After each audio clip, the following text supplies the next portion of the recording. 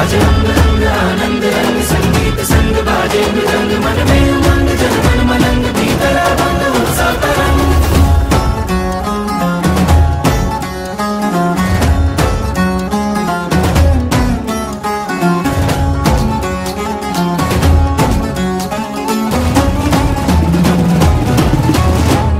पूरी नगरी आज सजाओ बेलाल बेली है आई ढोल नगाड़े आज बजाओ संग बजाओ रे शहनाई। पूरी नगरी आज सजाओ बेलाल बेली है आई ढोल नगाड़े आज बजाओ संग बजाओ रे शहनाई। आनंद अंतर में छाया रे मंगल अवसर ये आया रे नर नारी कर लो तैयारी आज उत्सव की मन हर काया रे भाया रे मंगल अवसर ये आया रे नर नारी कर लो तैयारी महोत्सव की।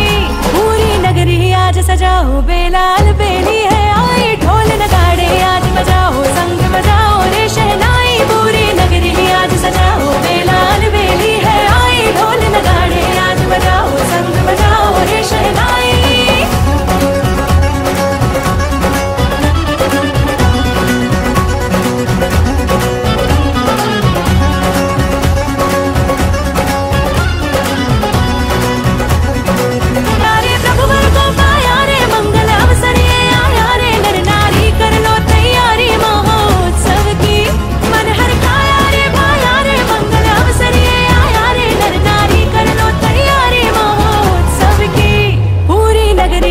सजाओ बेलाल बेली है आई ढोल नगाड़े आज बजाओ संग बजाओ रे शहनाई। पूरी नगरी आज सजाओ बेलाल बेली है आई ढोल नगाड़े आज बजाओ संग बजाओ रे शहनाई।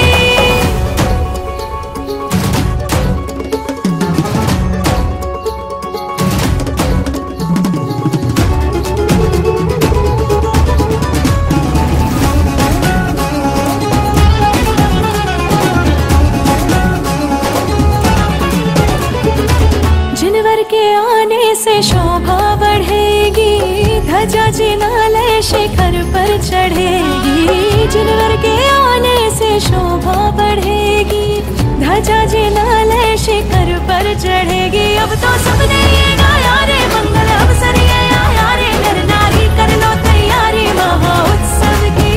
पलटो नगरी की काया रे मंगल अवसर ये आया रे नर नारी कर लो तैयारी महोत्सव की।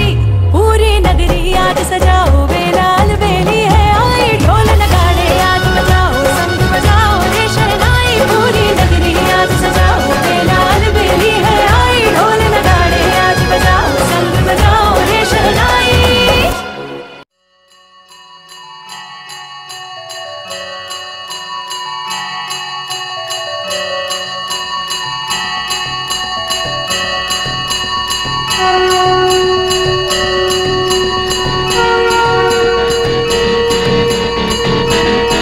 जय जय नमोकारा मंत्र नमोकारा जय जय नमोकारा मंत्र नमोकारा जय जय नमोकारा मंत्र नमोकारा जय जय नमोकारा मंत्र नमोकारा जय जय नमोकारा मंत्र नमोकारा जय जय नमोकारा मंत्र नमोकारा जय जय नमोकारा मंत्र नमोकारा जय जय नमोकारा मंत्र नमोकारा।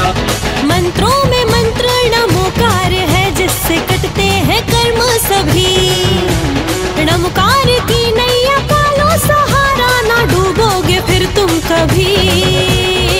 शत्रु तुम आज मेरे अंतर मन में ज्ञान का दिया जला दो प्रभु।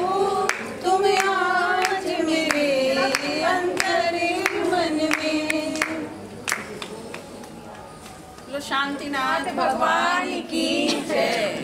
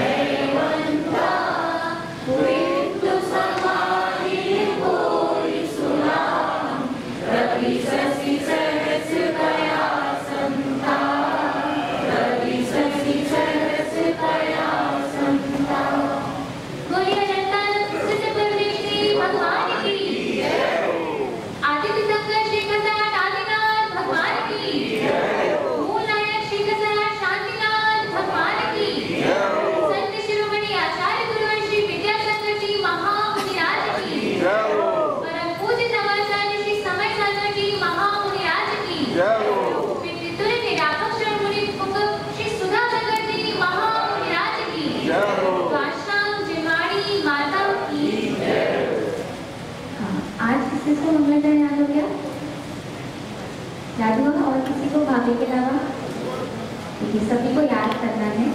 हाँ, पीछे एक आंटी को याद रखना बहुत अच्छी बात है।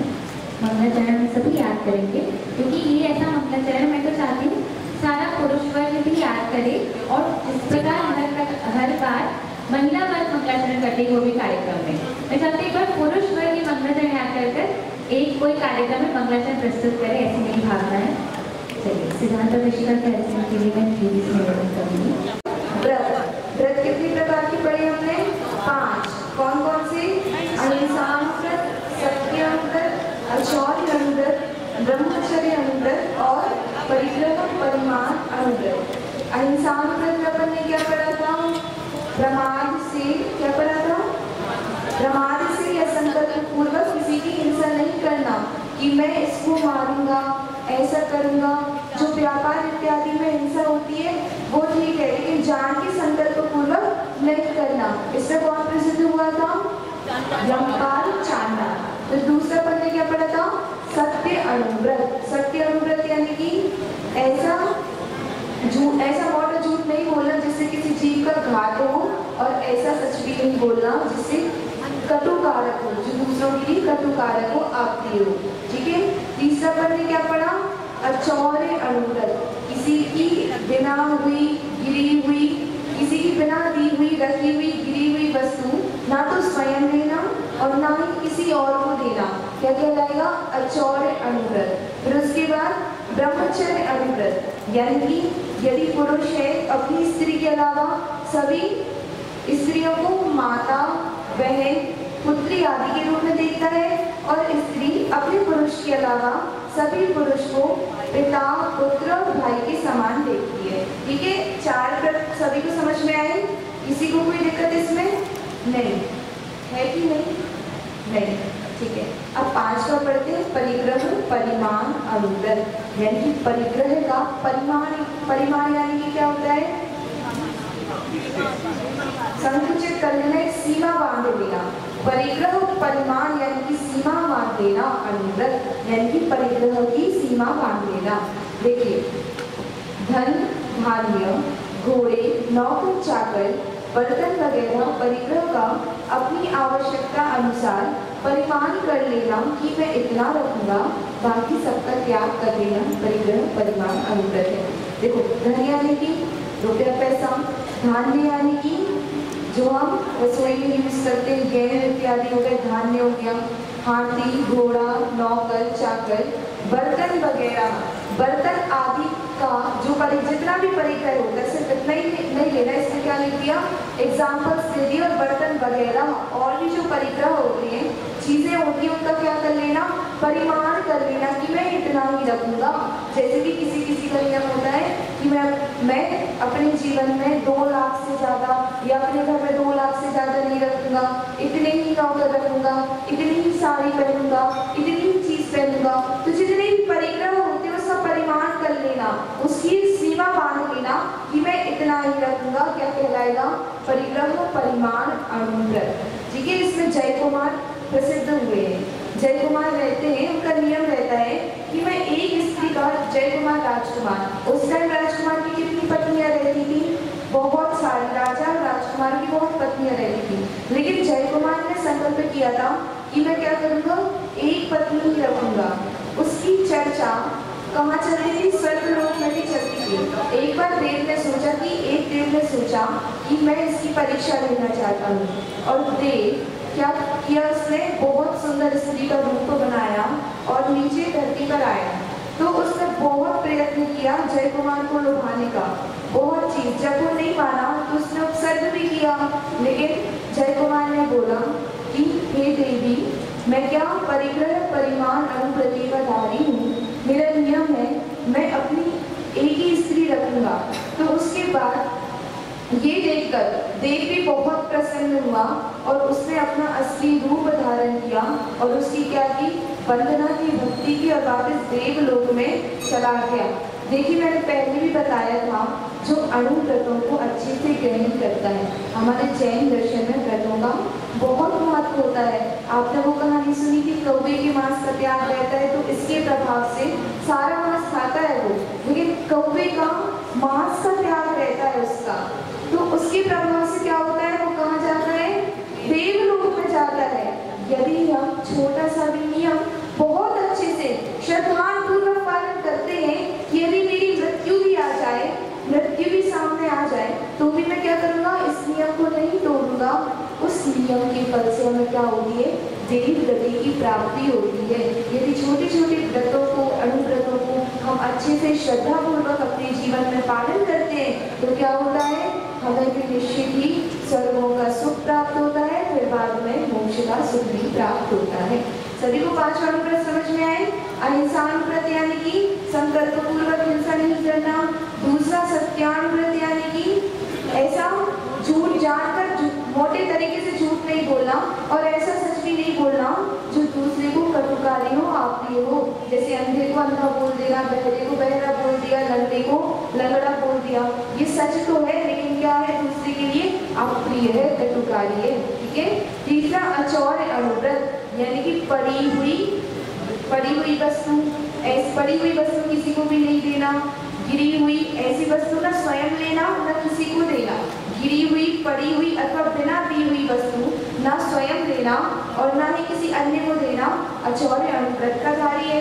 ब्रह्मचर्य अनुव्रत क्या हो गया, परिस्थिति सेवन तथा वेश्य सेवन का त्याग होना ब्रह्मचर्य अनुव्रत है। और 5वां क्या, परिग्रह परिमाण अनुव्रत। जितनी भी परिग्रह की चीजें होती है, घोड़ा, हाथी, नौकर, चाकर, रुपया, पैसा, हर चीज अपन जोड़ लेंगे, घर, मकान, साड़ी, हर चीज क्या रहेगी, परिग्रह में आएगी। तो इन सब का क्या कर देना, नियम बांध लेना कि मैं इतना रखूंगा। क्या होगा, परिग्रह परिमाण अनुव्रत है। जैसे कई माताएं बहनें होती है, दिन में नियम ले लेती है कि आज मैं 5 हरी या 10 हरी से ज्यादा नहीं खाऊंगी। ये भी कारण आएगा परिग्रह परिमाण अनुव्रत में। है तो इतना सारा परिग्रह, लेकिन उसका क्या कर लिया, परिमाण कर लिया, उसको हमने संकुचित कर लिया कि मैं इतना ही रखूंगा, इतना ही खाऊंगा, इतना ही लूंगा।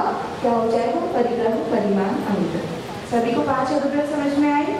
ठीक है। अपन ने क्या पढ़ा था, व्रत कितने प्रकार के, 5 अनुव्रत, 3 गुण व्रत और 4 शिक्षा व्रत। तो 5 अनुव्रतों का वर्णन पूर्ण हुआ। अब अपन क्या पढ़ेंगे, 3 गुण व्रत। 3 गुण व्रत क्या होते हैं, 5 अनुव्रत तो सभी ने अधिकतर सुने होंगे, जितने बैठे सबने सुने होंगे। अब 3 गुण व्रत क्या है, तो जो अनुव्रतों का उपकार करें वह उनके गुणों में वृद्धि करें, उन्हें गुण व्रत कहते हैं। नाम से समझ में आया, गुण व्रत।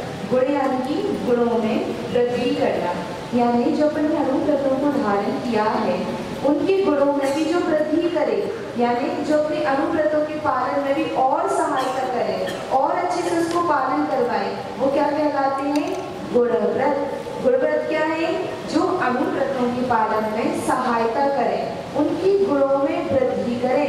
यानी जो अपन ने अनुव्रतों को पाला है, जो अपन अनुव्रत पाल रहे हैं, उसको वो और अच्छे से पालन कौन करवाता है, गुण व्रत। देखिए, गुण व्रत 3 प्रकार के, ऋग्व्रत, देशव्रत और अनर्थ दंड व्रत। कितने प्रकार के ऋग्व्रत, 3 प्रकार के। सभी लोग बोलो, ऋग्व्रत कितने प्रकार के, 3 प्रकार के। कौन कौन से, ऋग्व्रत, देशव्रत, अनर्थ दंड व्रत। ठीक है। व्रत 5, अहिंसानुव्रत, सत्यानुव्रत, अचौर्य अनुव्रत, ब्रह्मचर्य अनुव्रत और परिग्रह परिमाण अनुव्रत। और 3 क्या हो गए, गुण व्रत, ऋग्व्रत, देशव्रत, अनर्थ दंड व्रत। देखिए, मैंने आपको बताया था जैसे अपन नाम पढ़ते हैं, नाम ही से डेफिनेशन निकल जाती है। जैसे दिग्व्रत, दिग यानी कि क्या होता है, दिशा। दिग यानी कि क्या होता है, दिशा। तो इसमें क्या होता है, दिशाओं का सीमाकरण कर लेना। जैसे दिशाएं कितनी होती है, 4। मुख्य रूप से दिशाएं 4 होती है। कौन कौन सी, पूर्व, पश्चिम, उत्तर और दक्षिण। तो दिग्व्रत यानी कि दिशाओं का निर्धारण कर लेना कि मैं पूर्व में इतना जाऊंगा, पश्चिम में इतना जाऊंगा, उत्तर में इतना जाऊंगा, दक्षिण में इतना जाऊंगा, इससे आगे नहीं जाऊंगा। देखिए, लोग आरंभ आदि की कमी के अभिप्राय से पूर्व, पश्चिम वगैरह 10 दिशाओं में प्रसिद्ध नदी, गांव, नगर, पहाड़ वगैरह की सीमा बांधकर जीवन पर्यंत उस सीमा से बाहर ना जाने का नियम करना दिग्व्रत कहलाता है। जैसे कि इसमें क्या करते हैं, दिशाओं का निर्धारण कर लेते हैं। इसमें क्या किया, प्रसिद्ध नदी, गांव।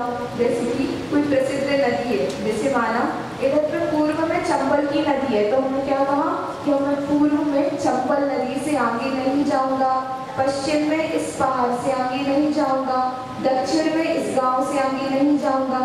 ऐसे ऐसे करके दिशाओं का निर्धारण कर लिया। जैसे मैं पूर्व दिशा में कलकत्ता, पश्चिम दिशा में मुंबई, उत्तर दिशा में श्रीनगर, दक्षिण दिशा में चेन्नई से आगे नहीं जाऊंगा। दिग्व्रत यानी कि दिशाओं का निर्धारण कर लेना कि मैं पूर्व में इस जगह से आगे नहीं जाऊंगा, इस नदी से आगे नहीं जाऊंगा, इस पहाड़ से आगे नहीं जाऊंगा, इस गांव से आगे नहीं जाऊंगा, इस नगर से आगे नहीं जाऊंगा, इस मुंबई शहर से आगे नहीं जाऊंगा। तो पूर्व में क्या कर लेना, दिशाओं का निर्धारण। पश्चिम में भी सेम दिशाओं का निर्धारण कर लेना कि इस नदी, गांव, शहर के आगे मैं नहीं जाऊंगा। पश्चिम में भी निर्धारण कर लेना और दक्षिण में भी निर्धारण कर लेना। क्या कहलाता है, दिग्व्रत यानी कि दिशाओं के समूह का निर्धारण कर लेना कि मैं इस दिशा के आगे नहीं जाऊंगा। क्या कहलाएगा, दिग्व्रत। समझ में आया, दिग्व्रत क्या कहलाएगा कि मैं इस दिशा से आगे नहीं जाऊंगा। अब देशव्रत, देशव्रत क्या, घड़ी, घंटा, दिन, महीना वगैरह नियत समय तक जीवन पर्यंत के लिए हुए दिग्व्रत में और भी संकोच करके किसी ग्राम, नगर, घर, मोहल्ला वगैरह तक आना जाना रख लेना और उससे बाहर ना जाना क्या कहलाएगा, देशव्रत। जैसे 10 लक्षण पर्व के 10 दिनों में अपने शहर से बाहर नहीं जाऊंगा। देखिए, दिग्व्रत में दिशाओं का निर्धारण होता है और देशव्रत में क्या होता है, देशों का निर्धारण होता है। दिग्व्रत में तो हम क्या बांध देते हैं कि पूर्व दिशा से नहीं जाऊंगा आगे, मतलब पूर्व दिशा में इस जगह से आगे नहीं जाऊंगा, पश्चिम में इससे आगे नहीं जाऊंगा, उत्तर में इससे, पश्चिम से इससे। और देशव्रत में क्या होता है, देश का निर्धारण कर लेते हैं कि मैं इस देश से बाहर नहीं जाऊंगा, यहाँ से बाहर नहीं जाऊंगा। ठीक है, और एक विशेषता और रहती है, दिग्व्रत क्या होता है, वो जीवन पर्यंत के लिए नहीं होता है और देशव्रत जीवन पर्यंत के लिए होता है। दिग्व्रत जीवन पर्यंत के लिए नहीं होता है, दिग्व्रत होता है वो जीवन पर्यंत के लिए होता है, देशव्रत जीवन पर्यंत के लिए नहीं होता है। जैसे दिग्व्रत हम ले लेते हैं तो वो जीवन पर्यंत के लिए हो जाता है कि मैं इससे बाहर नहीं जाऊंगा, इससे बाहर नहीं जाऊंगा। लेकिन देशव्रत क्या होता है, जीवन पर्यंत के लिए नहीं होता है। जैसे आप अभी 10 लक्षण पर्व पे चल रहे हैं, आपको पता है मैं अपने शहर से बाहर नहीं जाऊंगा 10 दिन तक, तो आपने क्या लिया, 10 दिनों का त्याग कर दिया कि मैं 10 दिन फलाना नगर से बाहर नहीं जाऊंगा, 10 दिन दिल्ली नगर से बाहर नहीं जाऊंगा। तो दिग्व्रत क्या होता है, दिशाओं का निर्धारण करना, उस दिशाओं के बाहर नहीं जाना। देशव्रत किसी देश का निर्धारण कर लेना कि इससे बाहर नहीं जाऊंगा। और एक और डिफरेंस, दिग्व्रत क्या होता है, जीवन पर्यंत के लिए होता है कि आपने यदि नियम ले लिया कि आप पूर्व दिशा में मुंबई से बाहर नहीं जाएंगे तो कुछ भी हो जाए उसके बाहर नहीं जा सकते। और देशव्रत जीवन पर्यंत के लिए नहीं होता। अभी आपको पता है कि मैं 10 दिन तक बाहर नहीं जाऊंगा, 20 दिन तक बाहर नहीं जाऊंगा, तो क्या कर लिया, उसका नियम ले लिया कि मैं इतने दिन तक इस शहर के, इस गांव के, इस नदी के बाहर नहीं जाऊंगा। समझ में आया, दिग्व्रत और देशव्रत। दिग्व्रत दिशाओं का निर्धारण करना, देशव्रत यानी कि देश का निर्धारण कर लेना। ठीक है, फिर उसका तीसरा होता है अनर्थ दंड व्रत। बिना प्रयोजन ही जिन कार्यों से पाप का बंध हो उन कार्यों का त्याग करना अनर्थ दंड व्रत है। देखिए, हम सबसे ज्यादा करते हैं अनर्थ दंड व्रत। बिना प्रयोजन किसी कार्य को करना सब अनर्थ दंड व्रत में आएगा। जैसे कोई भी कार्य नहीं है फिर भी हम किए जा रहे हैं फालतू उसको, तो क्या होगा, अनर्थ दंड व्रत। जैसे हम बैठे हैं, बैठकर यदि हम पैर हिला रहे हैं तो वो भी काम में आएगा, अनर्थ दंड व्रत में। कुछ प्रयोजन है क्या पैर हिलाने का, कुछ प्रयोजन है, कुछ काम आ रहा है पैर हिलाने में, नहीं।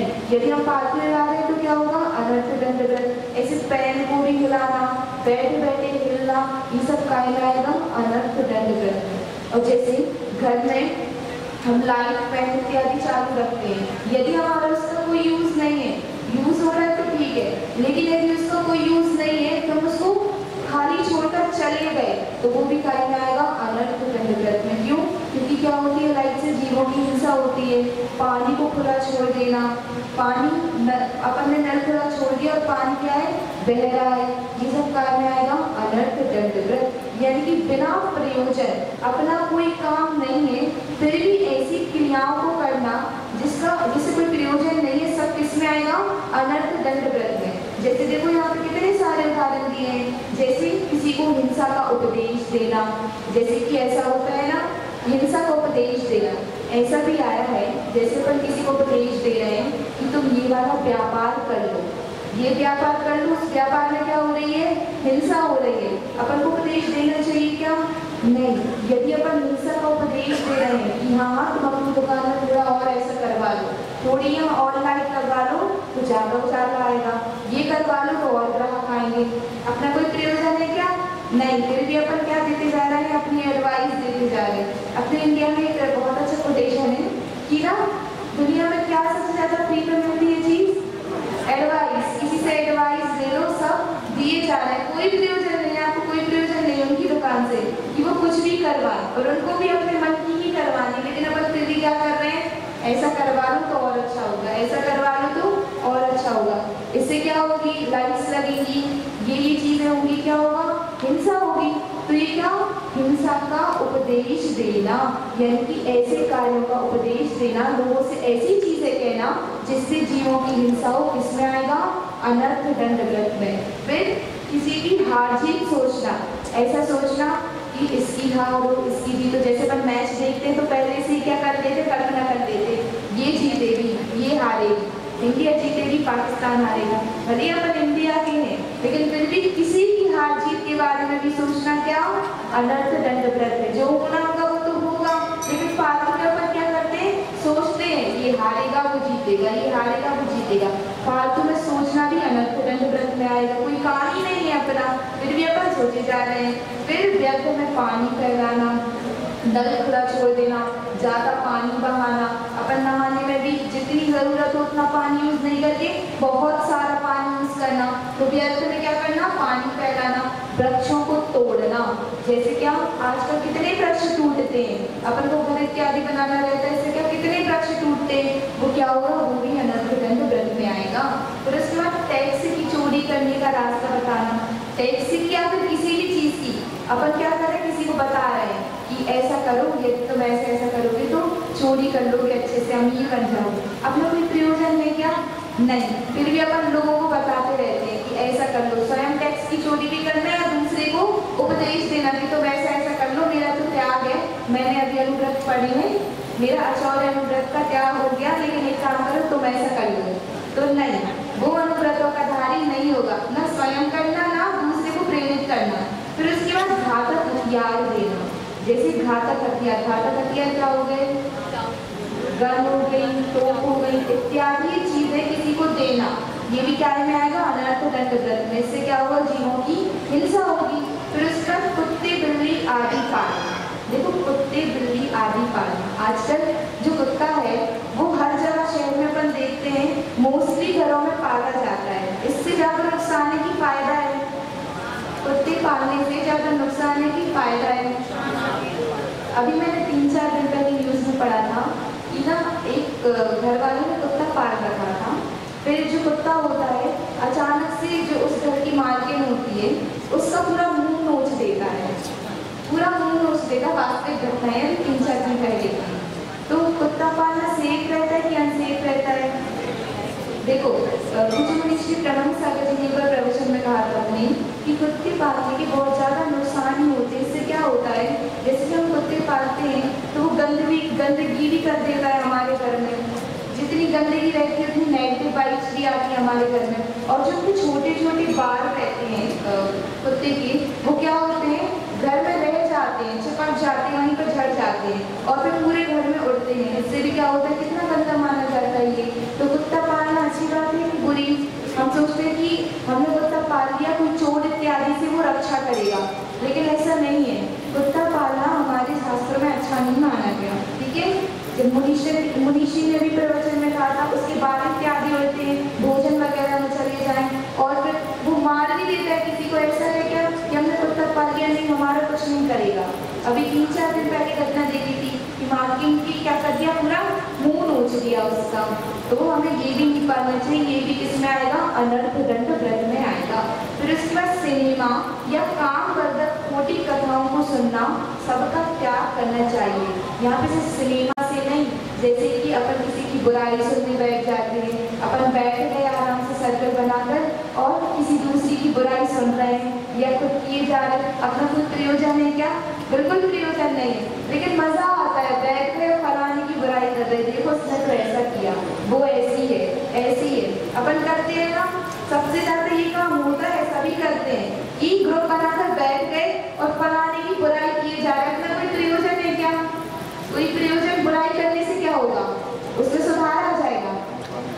नहीं। हम तो और एक चीज, हम दूसरे की बुराई तो देखते हैं, खुद की बुराई नहीं देखते।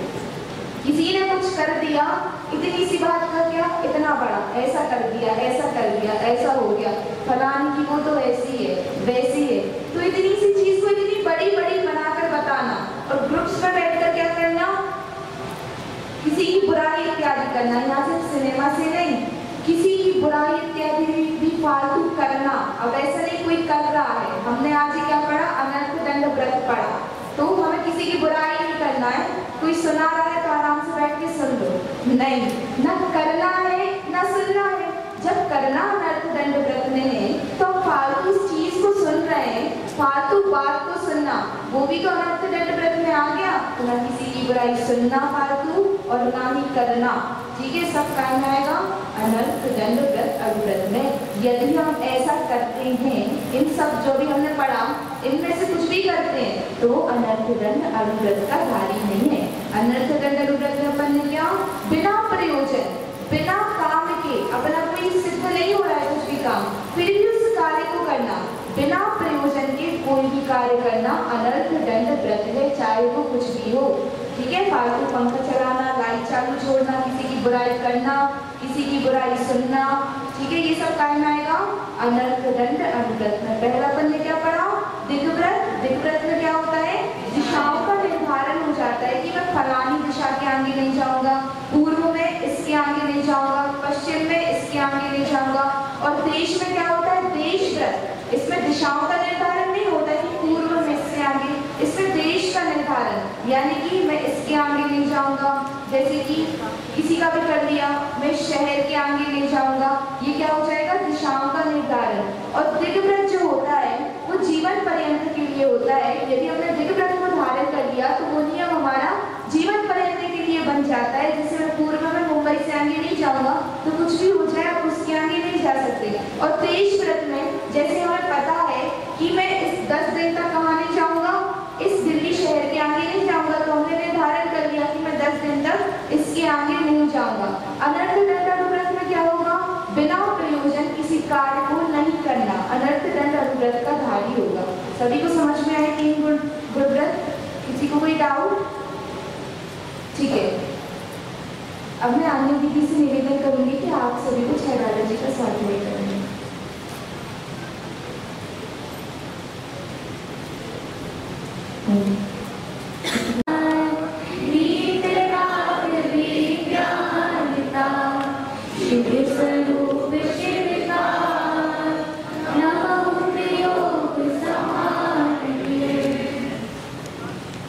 आज हम पाठ करने की जगह प्रश्नोत्तर शैली से रिविजन करेंगे।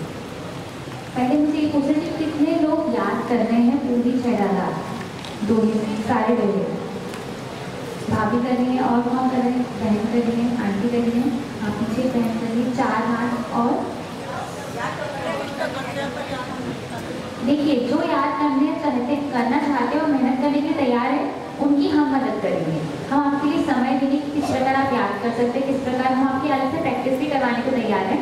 लेकिन याद करना है, उससे परफॉर्मेंस होगी, इसलिए सभी मतलब कोशिश करना है। और जो बिल्कुल विश्वास रखते हैं कि मैं कर सकता हूँ, उनकी हम मेहनत करवाएंगे, हमें कोई दिक्कत नहीं है। तो बताइए कौन कौन तैयार हैं उसे सुनाने के लिए? पीछे भाभी कौन कहाँ खड़ा हुआ?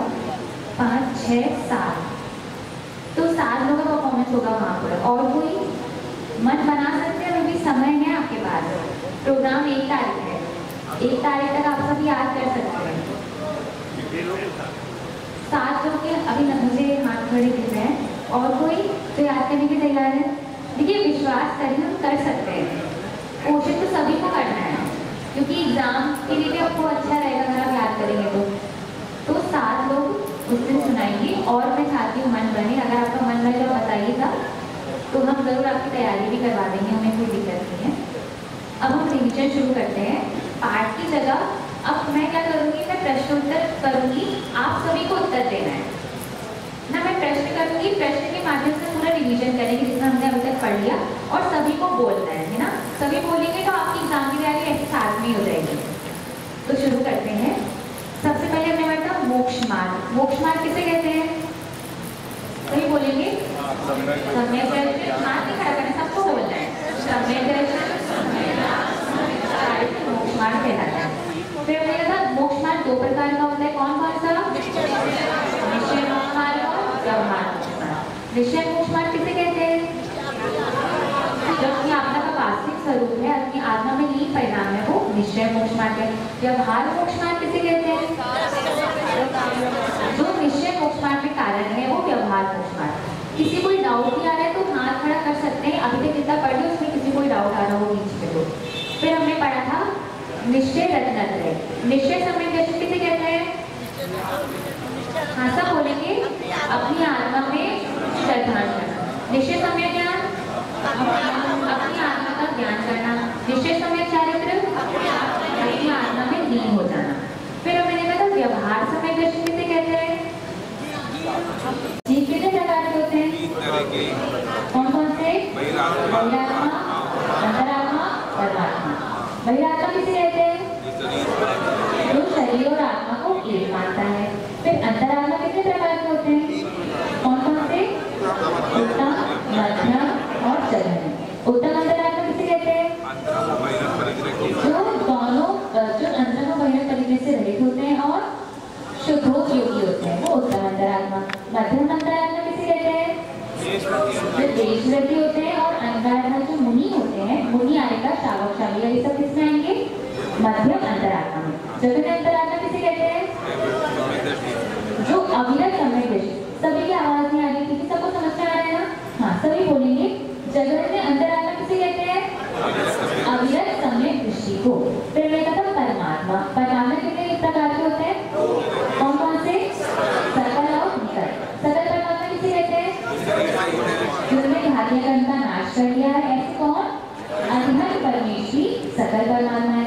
कल अर्थात शरीर, सकल अर्थात जो शरीर से सहित है। फिर निकट परमात्मा किसे कहते हैं? ज्ञानी जिनका शरीर है और जो शरीर से रहित है। और किससे रहित है? तीन प्रकार के कर्म मल से रहित है। तीन प्रकार के कर्म कौन से हैं? द्रव्य कर्म, भाव कर्म, मोह कर्म। इसके बाद हमने क्या पढ़ा था? अजीब तत्व। तो अजीब तत्व किसे कहते हैं? जिसमें जानने और देखने की शक्ति नहीं होती, जो चेतनता से रहित होते हैं।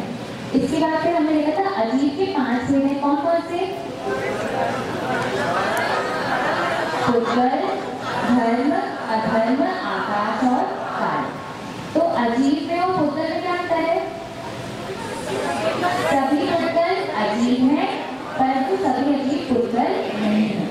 यहाँ तक किसी को डाउट तो नहीं है? सबको समझ में आएगा? हाँ। फिर हमने देखा था पुद्गल किसे कहते हैं? पुद्गल किसे कहते हैं? इसमें 8 स्पर्श, 5 वर्ण, 5 रस और 2 गंध पाए जाते हैं, उसे पुद्गल कहते हैं। एक और परिभाषा है, यह समझ लीजिए करूंगा, लेकिन फिर भी हमें कितनी आसानी से क्या मिल गई? मनुष्य पर्याय ही मिल चुकी है, क्योंकि व्रत संयम देव लोग धारण नहीं कर पाते। अगर हम 5 मिनट प्रवचन सुनते हैं ना, तो 5 मिनट का प्रवचन भी स्वाध्याय में आता है। तो हमारे जो गुरुजी हैं वो क्या करते हैं? हमारे गुरुजी सबको प्रेरित करते हैं कि हम स्वाध्याय करें। उसके लिए बहुत अच्छा अवलंबन है 12 वर्षीय पाठ्यक्रम करते हैं। आपको पूरे साल में सिर्फ 1 या 2, तो ये दाने में नहीं आता है, हमेशा याद रखें। हाँ, वही मैं बता रही कि ये दान के अंतर्गत नहीं आता है। सुधाकर महाराज जी ने एक बार कहा था हम लोगों से, हम लोगों ने ये प्रश्न पूछा था कि हम लोग अंगदान करते हैं तो क्या वो दान के अंतर्गत नहीं आता? तो उन्होंने बोला नहीं आता है, क्योंकि मैंने फैसले दिन आपको बताया कि दान हम किस किस को देते हैं? मुनि, आरिका, श्रावक और श्राविका। ये जो 4 लोग होते हैं, इनको दान देने पर ही दान की कोटि में आता है। कोई भी चीज है जब हम 4 को देते हैं तो वो ही दान माना जाता है। मुनि, आरिका, श्रावक और श्राविका। इसमें आप कोई गरीब व्यक्ति को ऐड करोगे तो वो दान में नहीं आएगा। उसके प्रभेद भी हैं, जैसे कि हम स्वाध्याय के 5 भेद पढ़े थे, वाचना, प्रश्न, उपदेश दी। फिर हमें संयम के भी 2 भेद पढ़े, इंद्रिय संयम और प्राणी संयम। तब के हमने 12 भेद पढ़े, दान के हमने 4 भेद पढ़े। तो इन भेदों में भी प्रभेद है, मतलब उनके भी भेद है। तो ये भी आपको याद रखना है, ये भी पेपर में आएगा। मैं नहीं आया उसके अंदर कब आएगा, है ना। तो ये भी याद रखना है कि एक कौन भेद कौन कौन सा। हाँ, दर्शन पाठ के आज 2 श्लोक पढ़ेंगे। आपको चाहिए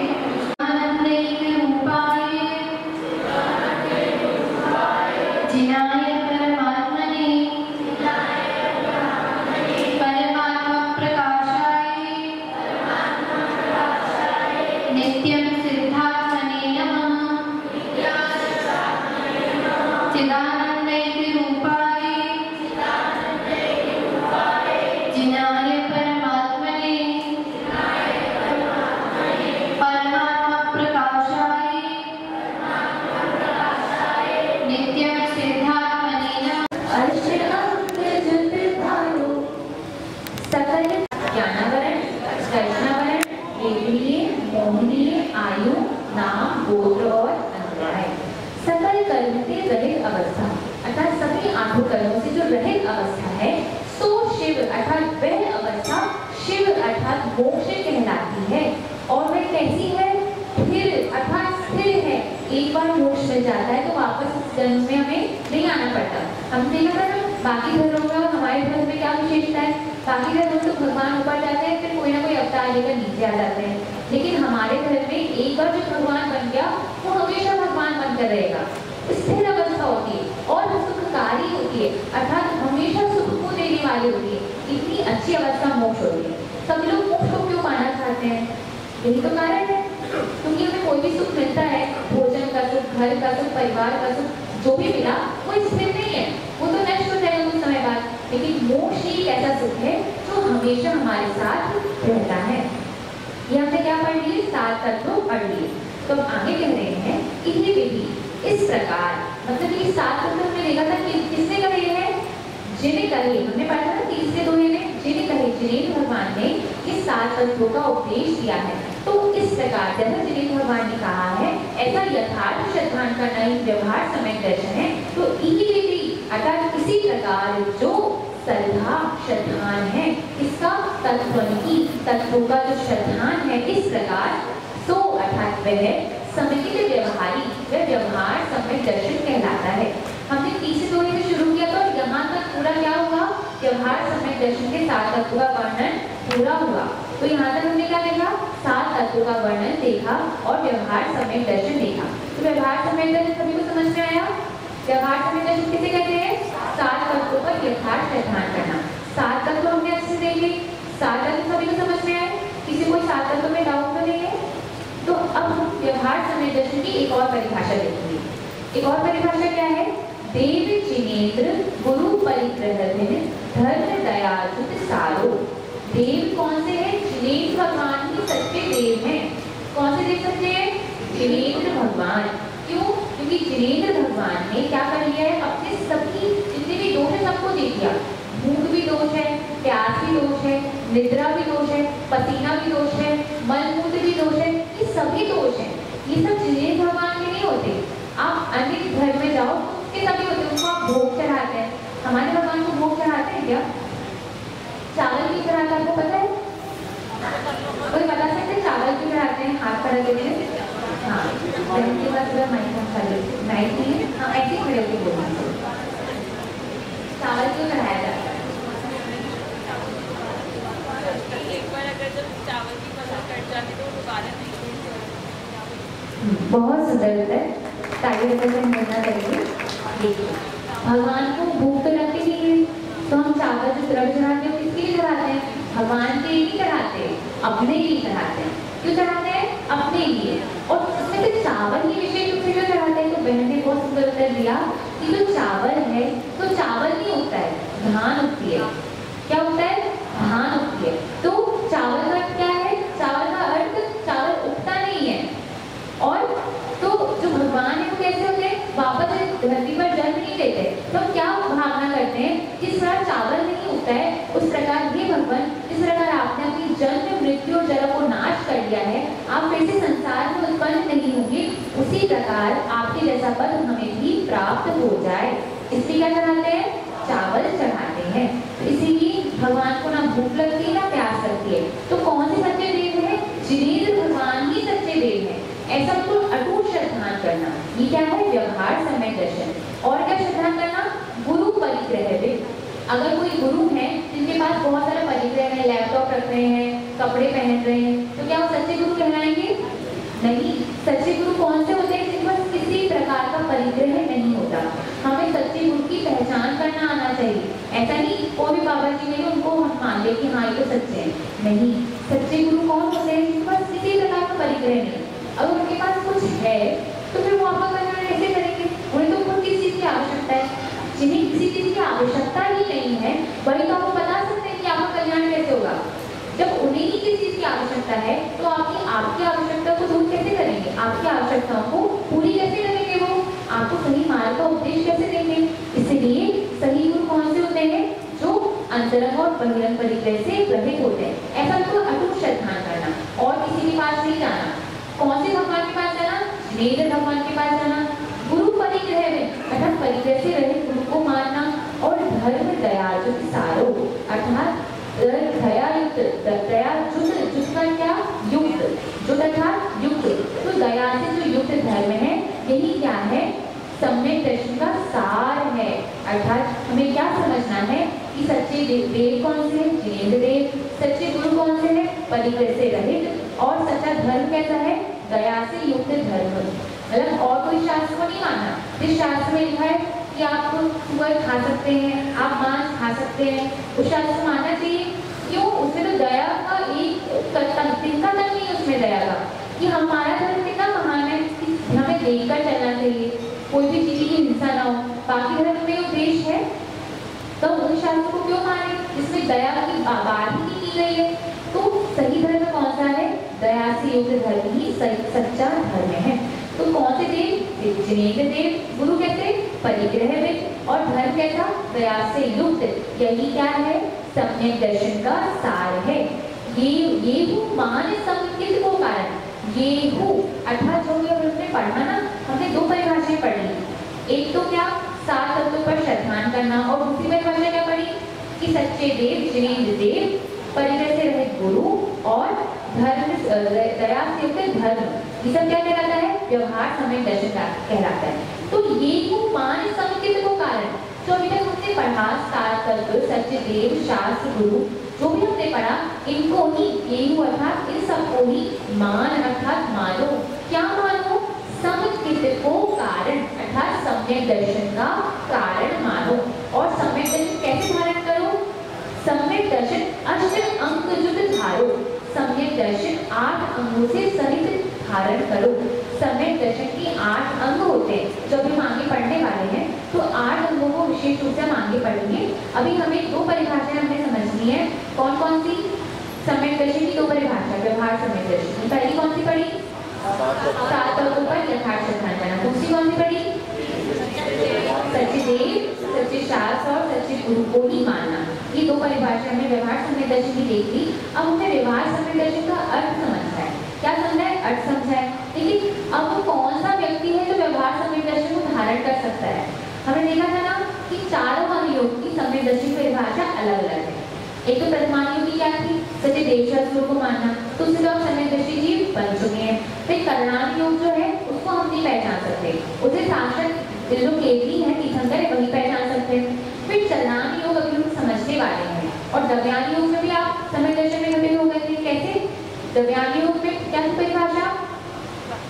कि जो देह और जीव को अलग अलग मानते हैं वो क्या कहलाते हैं? सम्यक दर्शी जीव कहलाते हैं। तो हम बहिरात्मा तो है नहीं, सभी लोग अंतरात्मा है ना, तो इसीलिए हमने दव्यान योग की परिभाषा को अपने अंदर घटित कर ली। अब है चलान योग। जो सम्यक दर्शी जीव होता है उसका आचरण कैसा होना चाहिए, ये जो है अभी हम आगे पढ़ने वाले हैं। जो 4 लाइन में पढ़े सबको समझ में आई?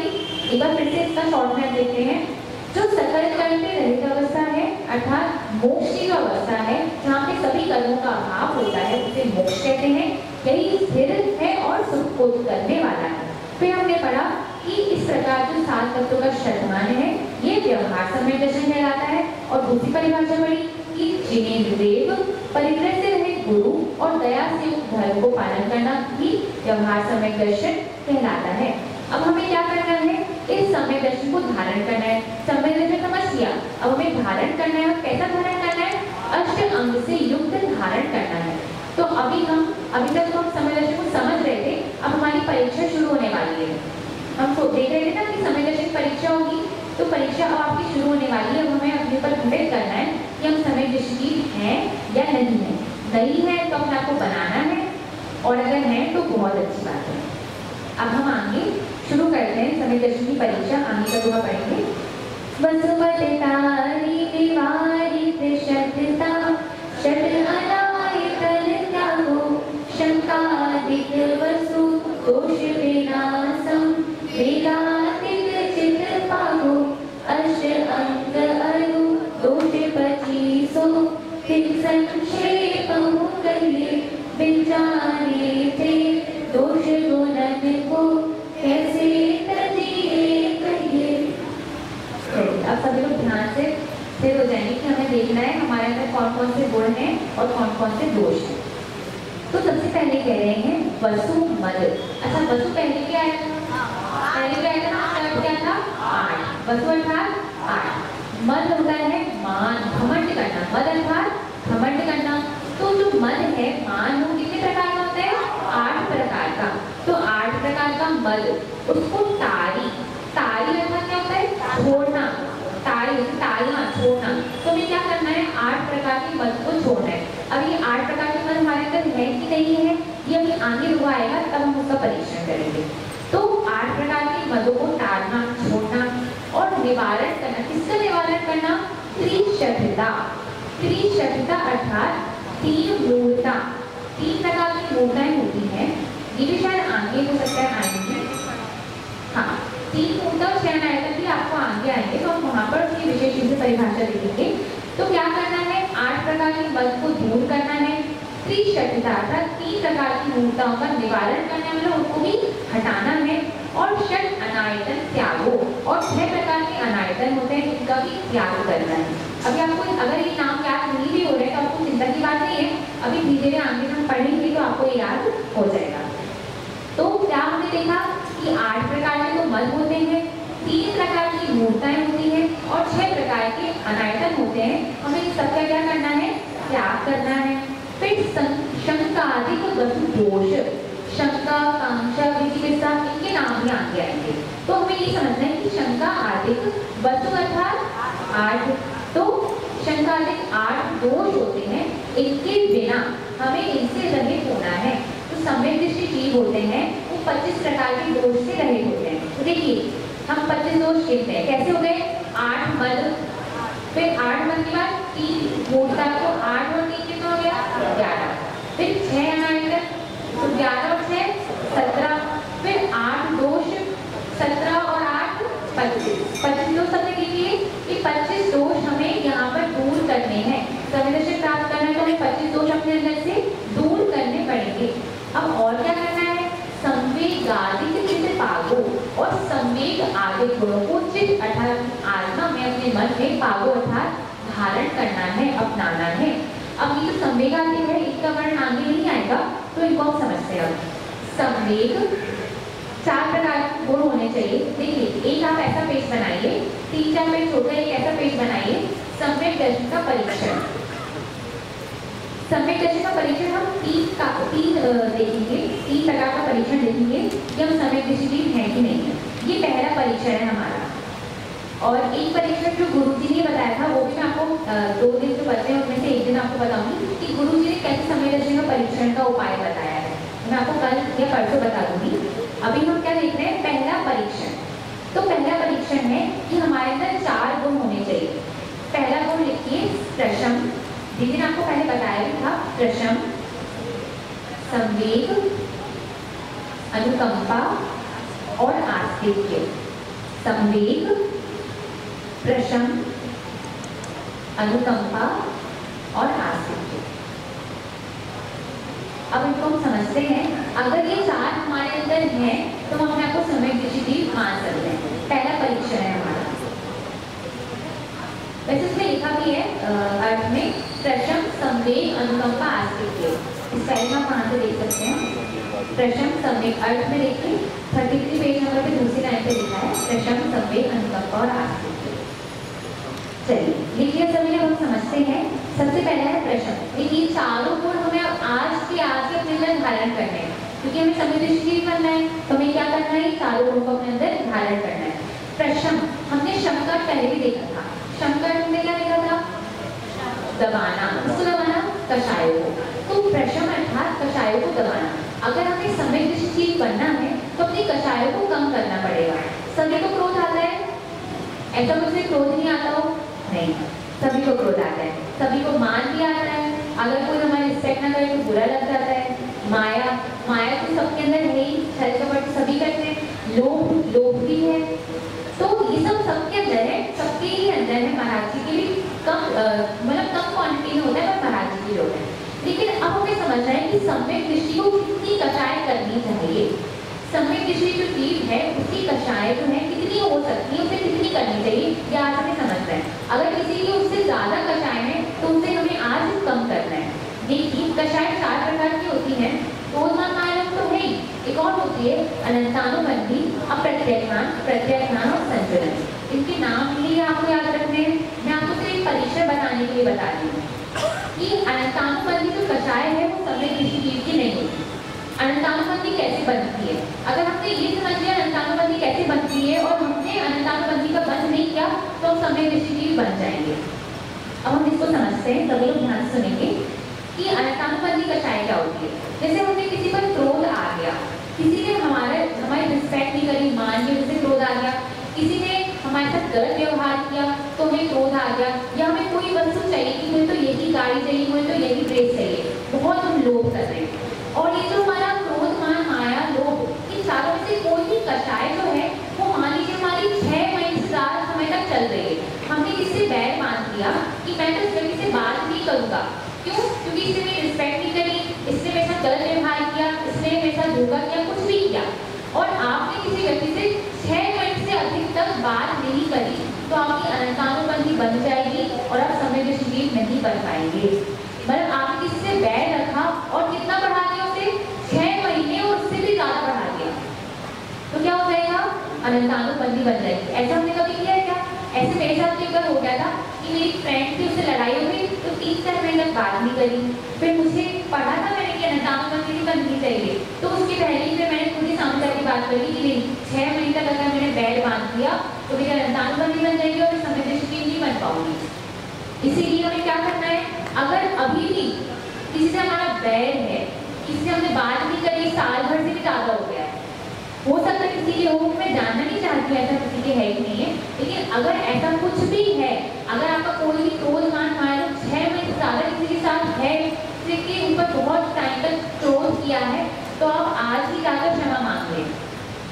अभी सही समय है, समय दृष्टि प्राप्त करने का सही समय चल रहा है, आता सभी का खोलने का उदय सबको ये पढ़ने मिल रहा है। तो आज ही किसी का कोई भी प्रकार का बैर हो, कोई भी कषाय किससे भी हो, तो आज ही उत्तम क्षमा लिख दीजिए, उनके लिए सामने के बोल दीजिए, कॉल कर दीजिए। लेकिन आज हमें अपना ये कषाय खत्म करनी है, क्योंकि कषाय सबको होती है, क्रोध, मान, माया सबको आता है, लेकिन हमें अगर हम सम्यक दृष्टि जीव हैं तो हम क्या करेंगे, क्रोध भी करेंगे, किसी पर गुस्सा भी करेंगे, मान सब करेंगे, लेकिन कब तक रहेगा, कुछ समय के लिए रहेगा। कुछ समय के लिए मान लीजिए 15 दिन, 20 दिन, 1 महीना, उसके बाद कम हो जाएगा। तो यहाँ पे क्या करना है, सम्यक दृष्टि जीव को अपनी कषायों को दबाना है, कषायों को कम करना है। अपनी कषाय ऐसा नहीं 6 महीने तक हम किसी से बात ही नहीं कर रहे हैं, किसी हम किसी चीज पे अटके हुए नहीं, तो यही वस्तु चाहिए, 6 महीने तक उसका लालच बना हुआ है, नहीं, कभी समय आएगा तो चाहिए होगा, मिल जाएगा। तो हमें क्या समझना है कि अनंतानुबंधी कषाय किसी की नहीं होनी चाहिए। तब अनंतानुबंधी कषाय क्या कर सकते हैं, सामने वाला ना करे तो कोई फर्क नहीं पड़ेगा, आपको करना है, आपको सम्यक दृष्टि जीव बनना है, सामने वाले को बनाना है, हमें बनना है सम्यक दृष्टि जीव। तो सामने वाले से कोई मतलब ना लगे, सामने वाला कितना भी खराब व्यक्ति हो, लेकिन हमें अच्छा बनना है ना, हमें सामने वाले तरह नहीं बनना है, वरना उसमें और हमें क्या अंतर रह जाएगा। इसलिए किसी की भी 6 महीने से अधिक कोई भी कषाय नहीं होनी चाहिए। सभी को सम्यक दृष्टि जीव बनना है, हाँ सभी को बोलिए, बनना है ना, हाँ, तो कोई भी कषाय रखेगा क्या, नहीं, कोई भी इतनी ज्यादा कषाय नहीं रहेगा। तो पहला प्रश्न सबको समझ में आया, प्रशम गुण, प्रशम सबके अंदर आ जाएगा ना पक्का, ठीक है, चलिए एक पड़ाव हमने पार कर लिया। फिर दूसरा है संवेग। संवेग का क्या होता है? संवेग का होता है डरना। अब किससे डरेगा संवेग ऋषि जी? संसार से डरेगा। और किससे डरेगा? पाप से डरेगा, कषाय से डरेगा। तो अगर हमें डर ही नहीं लगेगा कि संसार में से आपसे कोई गलती हो जाए, तो आपको डर लगता है ना कि हाँ हमसे गलती हो गई, तो अभी हमें डर लगता है क्या करने का निर्णय किया है। तो हमने क्या किया, एक संवेदनशील परीक्षा कर ली है। अब बाकी की आगे पढ़ेंगे, लेकिन 2 लाइन और पढ़ लेते हैं अभी। अष्ट अंक अरु दोष 25 तिन संक्षेप कहिए। अभी हमने क्या देखा, 25 दोष हमारे अंदर नहीं होने चाहिए। तो क्या होने चाहिए? दोष तो देख ली, कौन कौन से नहीं होने चाहिए। अब होना क्या चाहिए कि 4 गुण तो 1 हो गए। इस प्रकार 8 गुण और होते हैं। तो अष्ट अंक, 8 प्रकार के अंक, और अंकों को ही गुण भी कह सकते हैं। 8 अंक हमें धारण करना है, 8 गुणों को धारण करना है, और दोष 25 और 25 प्रकार के जो दोष हैं उनको त्याग करना है। अब इन दोनों को ही, मतलब 8 दोष को, 8 गुण को और 25 दोष को, इन सबको संक्षेप हम कहिए। आगे संक्षेप में, शॉर्ट में हम कहिए अर्थात जानेंगे। और क्यों जानना है? हम दोष भी जानना है, गुण भी जानना है। सिर्फ गुण ही बता देते या फिर सिर्फ दोष ही बता देते, दोनों चीजें क्यों बताई जा रही है? तो उसके लिए लास्ट टाइम में कह रहे हैं, बिन जाने से दोष गुणन को, बिन जाने से, बिना जाने दोष और गुण को, दोष को नहीं जानेंगे और गुण को नहीं जानेंगे तो कैसे करेंगे, क्या छोड़ेंगे और क्या ग्रहण करेंगे? अगर हमें यही नहीं पता, जैसे हमने किसी को बता दिया कि मांस नहीं खाना है और हमें ये नहीं पता है कि क्या खाना है, तो कुछ नहीं खाएगा, है ना। हमने बोला मांस नहीं खाना है, तो जैसे जो बाहर की जो फास्ट फूड है वो भी खाएगा, क्योंकि फास्ट फूड ही मांस होता है, कुछ नहीं खाएगा। वो पेड़ पत्ती, कुछ भी जो अभक्ष्य चीज होती है, जमीन का वो भी खाता है, वो भी खा लेगा, जमीन का भी दोष पूर्ण होता है। पर हमने क्या बोला, मांस नहीं खाना है, तो हमें ये भी बताना पड़ेगा ना कि क्या खाना है और क्या नहीं खाना है। तो अगर हमने बोला कि रोटी दाल चावल खाना है, हमने ये बोल दिया, लेकिन हमने ये नहीं बोला कि मांस नहीं खाना चाहिए, तो कंफ्यूज रहेगा बेटा कि रोटी दाल चावल खाना है, पर उसका मांस तो निषेध किया नहीं, तो मांस भी खा सकते होंगे। तो हमें दोनों चीजें बतानी पड़ती है, दोष भी बताने पड़ते हैं और गुण भी बताने पड़ते हैं। तो पहले तो दोष बताएंगे, पहले हमने दोष अपने अंदर से निकाल लिए। तो पहले क्या बताया जाता है? पहले दोष बताए जाते हैं, उसके अंदर क्या बताए जाते हैं? गुण बताए जाते हैं। यहाँ पे यही कह रहे हैं, बिन जाने के दोष गुणन को, अर्थात हम दोषों को और गुणों, गुणन अर्थात गुणों को नहीं जानेंगे तो कैसे करिए, कैसे छोड़ेंगे दोषों को, और कैसे कहिए अर्थात गुणों को कैसे कहिए अर्थात कैसे ग्रहण करेंगे। इसे दोनों को जानना आवश्यक है। पहले दोषों को छोड़ेंगे, फिर गुणों को ग्रहण करेंगे। यहाँ तक हमने जो पढ़ा उसमें किसी कोई डाउट? तो समझ में आया हो? सबको समझ में आया? चलिए, बहुत अच्छी बात है। और एक और बार हम आपको कहना चाहेंगे कि सभी को शाम को आना चाहिए, क्योंकि हमने समझना है कि हमें बहुत मुश्किल स्वाध्याय करने मिला है, तो हमें कुछ आधा घंटा तो निकाल ही सकते हैं पढ़ने के लिए। तो सभी को शाम को आना है। शाम को द्वादश वर्षी के बारे में बताने के लिए बाहर से भैया जी आएंगे, सभी को शाम को भी आना है। और दूसरा, सभी को जिह्वाणी का पूजन कल करना है, सामूहिक करेंगे। अगर कोई अलग से करना चाहे तो अलग से भी कर सकते हैं, पर करना सभी को है जिह्वाणी की पूजन। चलिए, अब मैं प्रश्नों के लिए अनुमति देश व्रत में क्या अंतर है? बहुत सरल है, सभी हाथ खोले नीचे। दिग्व्रत और देश व्रत में क्या अंतर है? किसका उत्तर नहीं दिया, एक बार दो हाथ खड़े करें।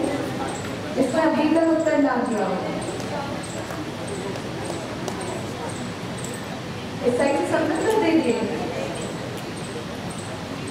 चलिए, अपना हाथ ही खड़े हो जाइए। दिग्व्रत जो होते हैं जीवन भर किए जाते हैं, और जो देशव्रत होते हैं उसमें क्या होता है कि जो हम दिग्व्रत हमने ले रखे हैं उसी को और संकुचित कर लेते हैं और अपनी सीमाओं को और ज़्यादा बांध लेते हैं। जैसे आपने कहा तो देश के अनुसार बांध लेते हैं। तो हमें कहते हैं कि अगर हमें दिया कि पूर्व दिशा में हम वहाँ तक कलकत्ता पार नहीं करेंगे, तो उसी को और संकुचित कर लेकर पूर्व दिशा में 20 किलोमीटर से आगे निकलेंगे। ये भी एक रूट। दूसरा प्रश्न है, आज मैं पढ़ा था परिग्रह परिमाण अनुव्रत। तो परिग्रह परिमाण अनुव्रत क्या है और इसमें कौन प्रसिद्ध हुआ? पानी की स्मेल की मैंने तो परिग्रह परिमाण अनुग्रह क्या है और इसमें कौन प्रसिद्ध हुआ? जिसने उत्तर नहीं दिया हो एक बार वो हाथ खड़ा करें। अभी तक एक भी क्वेश्चन पर कर ना दिया हो।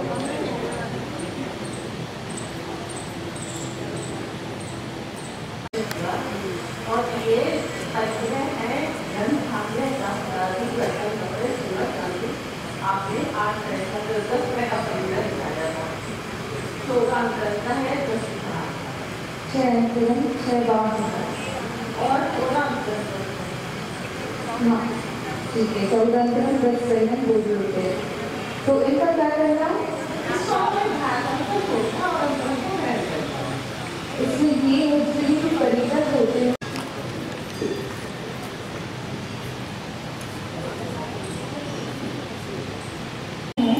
कि हमने व्यवहार समय दृष्टि में 2 परिभाषाएं देखी, बहुत सरल प्रश्न है। तो अब हाथ वही नहीं, उन्होंने अभी तक उत्तर नहीं दिया। व्यवहार समय दृष्टि में 2 परिभाषा देखी थी। इस साइड से कोई आगे आ रही है समय दर्शन परिभाषा और दूसरी सच्चे देव सच्चे गुरु और सच्चा शास्त्र उनका सिद्धांत। बहुत 4 गुण समय दृष्टि ठीक थे। हाँ लेकिन हाथ नहीं खड़ा करेंगे जिन्होंने अभी तक उत्तर नहीं दिया। तो अब पीछे जो बैठे हैं कुर्सियों पर उनमें से जिन्होंने बहुत सुंदर। अब अंतिम प्रश्न है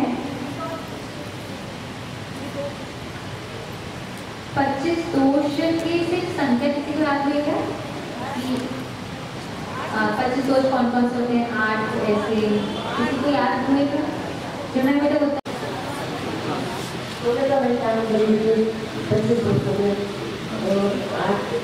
नहीं अभी तक हमने अंतिम जो 2 बार था उसमें से लगाया 6 आया 8 2 बहुत सुंदर।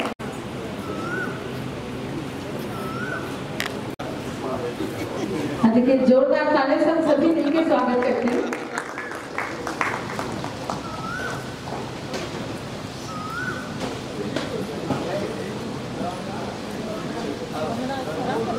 पहले चले